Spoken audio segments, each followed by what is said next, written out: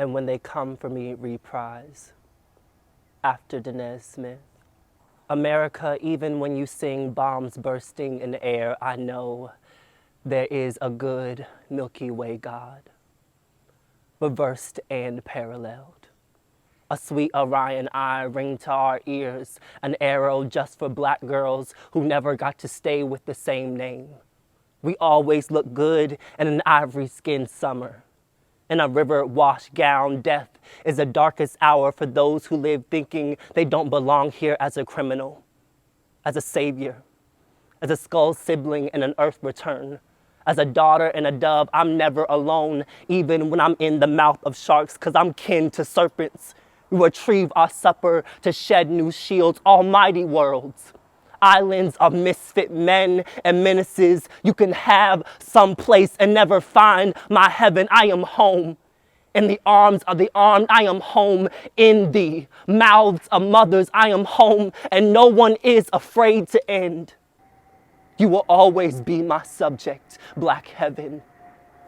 Black people, never without wings.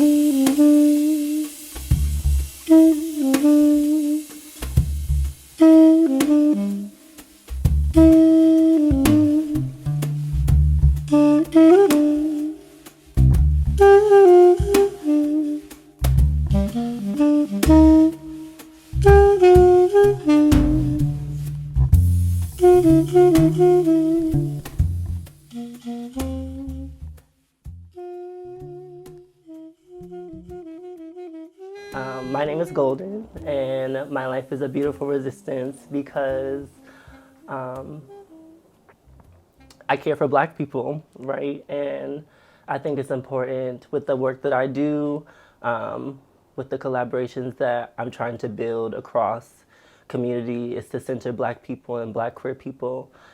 And that's why I feel like my life is a beautiful resistance, just by being in conversation and being loved by Black people holistically. Golden! Your life is a beautiful resistance.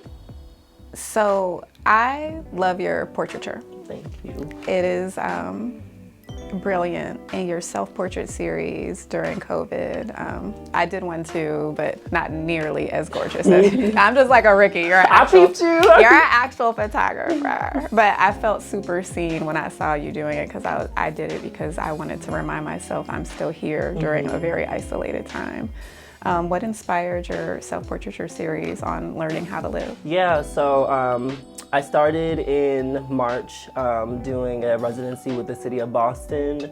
This series came out of the realization that a lot of Black trans people do not have photographs or archives or documents of themselves that really show who they are, right? Like there were many Black trans people being murdered last summer in particular, right?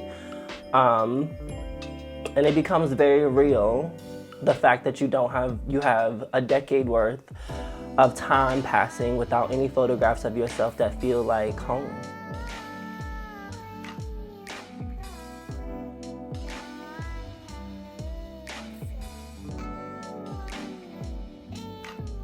I've been thinking a lot about like, what is the vulnerability within the photo? Like when I think about vulnerability, there's a couple images in the All Learning How to Live project that come up. Like there's this one photo of me like dancing in my room, and like I have like this like black bra on and these like black biker shorts and these heels. And I feel like that image feels like what I'm like trying to reach for in every photograph. And I feel like how I describe it is like, I'm trying to actually reach for the moment in between an image, right? Like I want to be in motion, but also very still in that moment. And that's what I'm trying, I guess like this is what I'm always trying to do. You and I, like, we talk a lot about home, so tell me about that part of it, home and pictures. I have this line in a poem that I wrote that's in this chapbook that I'm writing, and it's my home is north and south. And that's the truth, right? Like when I take these photographs, like one of the very first photographs that I took of this series is a portrait of me in this white veil, in front of this jean backdrop, right? And a lot of my photographs all pull from my closet, from items I got from my family, from things that remind myself of my family. Like the veil that I wore in that photograph reminds me of a lot of my mother, because a photograph of her set in the middle of our kitchen of her in her wedding dress, and that's something that always reminds me of my mother.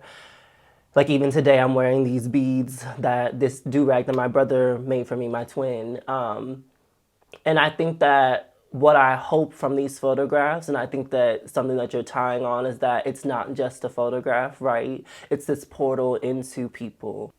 How I can always tell is that, well, I obviously can tell because it's me, but me and my brother's eyes are different, and the way his mouth is different.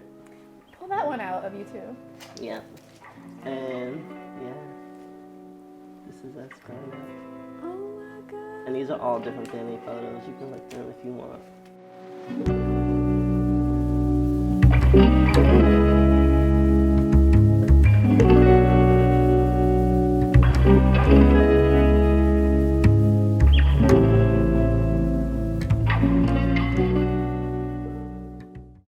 We don't talk enough about the killing of trans people, specifically trans women of color and trans Black women. Mm-hmm. And, you know, last summer we protested all summer. Black Lives Matter, and they always have, they always will. But we have to understand that not only one kind of Black life matters. Mm-hmm. What did you see last summer, and what do you want to see change? I mean, last summer was probably the worst summer of my life. And landing on the one that really, I guess, kind of hurt my heart the most was Dominique Remy Fails, who was murdered in Philadelphia, Pennsylvania. And I just felt like how many more stories do we have to hear about Black trans people being not only murdered, but butchered, right? We don't get the same publicity or the same coverage as cis counterparts, right? And I think that it is, but I think the narrative that is pushed out is that that there aren't people organizing around these people, right? Like that is the narrative. The narrative is that there aren't people organizing around Breonna Taylor, that they aren't people organizing around Dominique, around Nina Pop, around so many Black trans people who have died, and Black women who have died, but that's not the truth, right? At all. That is the narrative. It's just very difficult when you're on this other side and you're like, the baseline is understanding that people can use the bathroom in public, and that you should be able to be called what you want to be called, right? Like that's the baseline. But I feel like many Black trans people feel like, and many Black women feel like, we can't even get to the conversation of what the work really actually is because we're over here trying to make you see us as people, right? It's hurtful not that just the gatekeepers and storytellers participate in this erasure, but that sometimes our own people within the Black Lives Matter movement participate in that erasure of saying who they will and won't fight for. I just feel like I always am like, how do we get so far removed from revolution and what we are here doing, right? If we don't belong to people, if we don't champion each other, not just our friends, right? The people who we share a street with, the people who we walk to the bodega and see down the street, the people who we ride the bus with, the people who we get on the subway with, and we aren't willing to say we share something and we are willing to move towards a future where everyone is possible, right? How are we going to get to any type of liberation?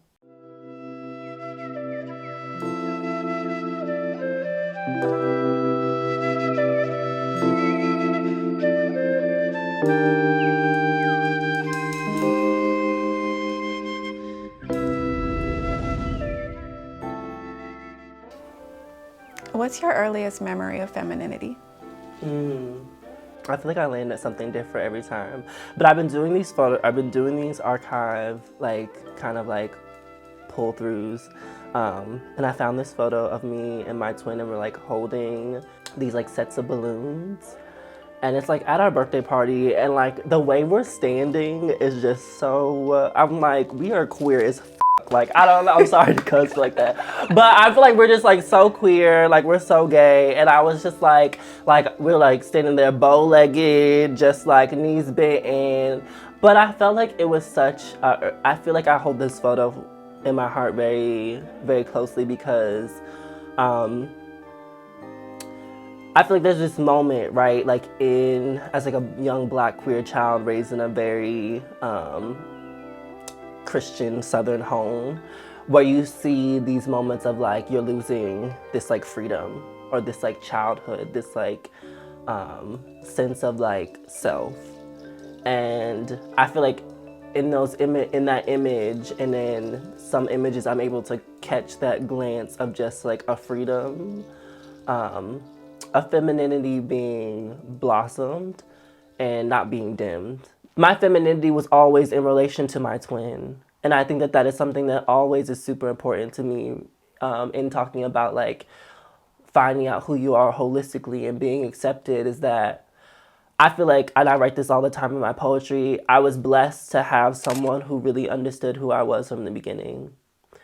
And someone to go on this journey of gender and Blackness, but also to have two separate beings to have their own conversations with the world, but to always be in reference and to be tied and tethered to someone who you didn't have to explain it to.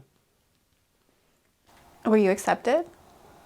I remember my brother came out when he was in middle school, and I came out when I was in high school, and it was not accepted. And I write about this a lot in my poetry. I think that it's such an individual experience to raise a Black child in America. And I think that a lot of people don't discuss that in this conversation about acceptance and raising children and being so afraid that the world is going to harm your child that you choose to be the harm standing in the way, right? What I want for people, and I think that what most trans people want when thinking about acceptance, isn't just for you to say the pronouns just to fill in the blank, right? It's to change your whole worldview around gender. It's to change the way you approach, the way you talk to people, right? Like when I meet you, I'm going to say, hi, my name is Golden. What's your name and how would you like to be called? That deeper understanding is difficult. There are very defined roles for Black women and Black men, right? There are very defined roles between a Black Christian man and a Black Southern Christian woman. And I think that me and my brother came in and kind of shifted the whole narrative. And I think from the very beginning, we were like, this doesn't fit who we are. And we're not trying to. And we don't have to.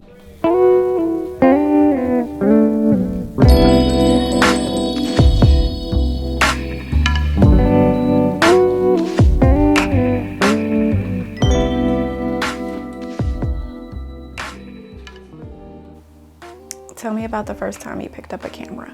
I remember the first camera I got was like this like small Canon like point and shoot camera. This was around like 10 or 12. And then it just became this kind of like thing that I did with like either my twin or my best friend.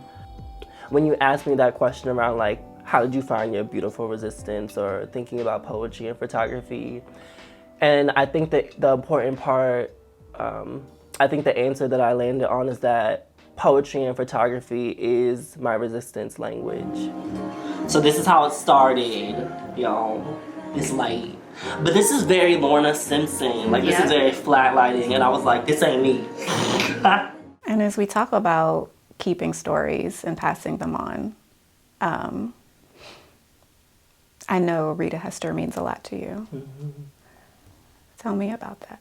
So I came across Rita's story last October when I was doing research within the city to figure out what type of art project or what type of public art project I wanted to do around Black trans people.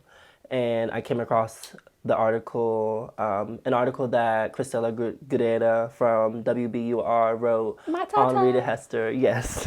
And I was just like, I was just moved by it, right? And I also was moved to a point of sadness, but also moved to a point of anger. And I feel like that moved me to a point of wanting to do some type of action. And so I kind of created the Rita Hester mural project. The idea to create a dual phase project, which was actually supposed to try to get Trans Day of Remembrance recognized as a holiday within Boston, where trans people could have off that day, and then also a mural to honor her in conversation with her family and different community members. I just want to find a way to tell her story in a way that people can see it, but also from people who are impacted by her directly. And so I'm hoping to do some panels, not only about Rita, but the way Black trans people are treated within archives. And another kind of dual project of that is to also photograph Black trans people living, right? Like thinking about this connection, like this always was supposed to be about how do we honor our ancestors, but also our the ones that we have lost, but also how do we illuminate and uplift people who are still living. And I feel like that exchange is often lost when we talk about Black trans women particularly. It is something that deeply bothers me. We measure people by their sorrow and by their pain and by their suffering and by their deaths. And we don't tell the story of those who are living or who have lived. It's why I love your pictures. It's why your poetry is important. It's why the work you're doing to advocate for Black women and Black trans women in films is so important. But I say that to say, what does Black joy mean to you? Like there's this line in my poem where it goes, fighting Scar Sweet and Starlet might not be a love song in your neighborhood, but I'm a country bitch. And I feel like that means, right, like that I've always learned how to love by fighting for people. And I think that that is a joy that I always hold, right? The way I dress myself, the way I'm trying to bring in family and community is out of a deep respect and love for what we do as a people. You know, I have so much joy for Black people and just the way we can make music out of anything. We are music, we are song, we are dance, we are poetry. Joy is not always a smile. Joy is sometimes seeing the you and me and the me and you, the we and us. You know, I just want to thank you for being in conversation with me. You are such a beautiful resistance. Thank you so much.